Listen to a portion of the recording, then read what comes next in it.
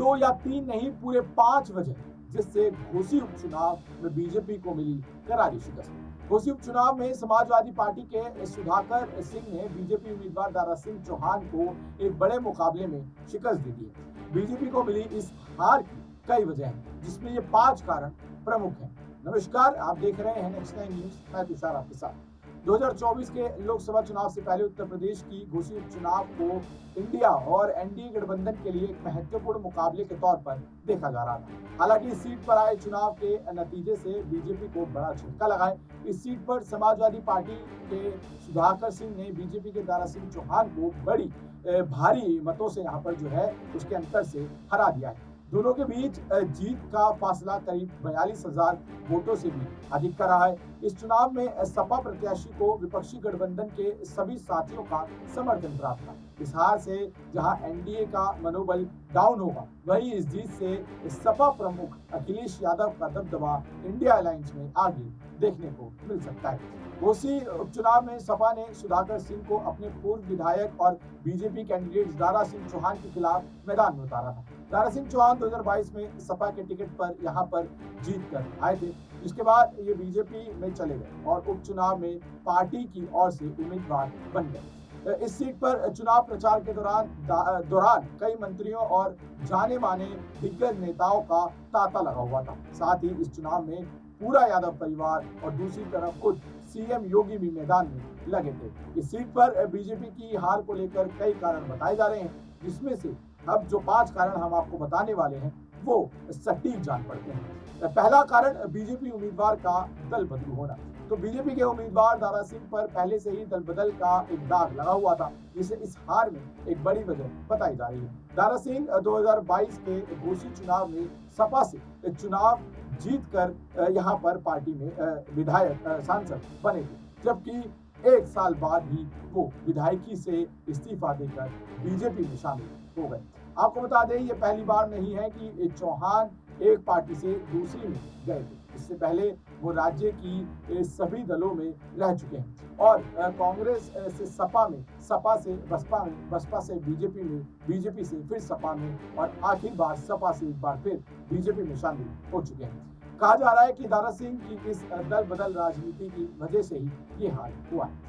अगला जो कारण है वो है इस बार चाचा शिवपाल का जादू चला है। जी आपको बता दें, सपा प्रमुख अखिलेश यादव और उनके चाचा शिवपाल यादव ने साथ में चुनावी मैदान में उतरने का यहाँ पर फैसला जो है वो लिया था। शिवपाल सिंह यादव इस बार एक सुर में अखिलेश के साथ कंधे से कंधा मिलाकर यहाँ पर नजर आ रहे थे, जबकि इससे पहले दोनों चाचा भतीजे में समय समय पर दूरी नजर आती रही है। यहाँ तक कि एक समय शिवपाल सिंह ने सपा से अलग एक पार्टी भी बना ली थी। हालांकि बाद में उन्होंने अपनी नई पार्टी का सपा में विलय कर दिया। इस चुनाव के दौरान दोनों ही एक साथ उतरे, जिसका जादू यहाँ पर देखने को मिला।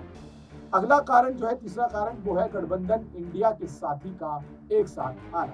2024 लोकसभा चुनाव से पहले एनडीए को चुनौती देने के लिए बनी 28 विपक्षी पार्टियों की इंडिया अलायंस भी बीजेपी की हार का एक कारण है। इस सीट पर जहां बीजेपी अपने घटक दलों के साथ चुनाव प्रचार कर रही थी, वहीं सपा के साथ साथ सभी विपक्षी पार्टियों का समर्थन देखने को मिला था। साथ कांग्रेस समेत अन्य पार्टी भी बिना अपना उम्मीदवार उतारे सपा को समर्थन दे रही थी।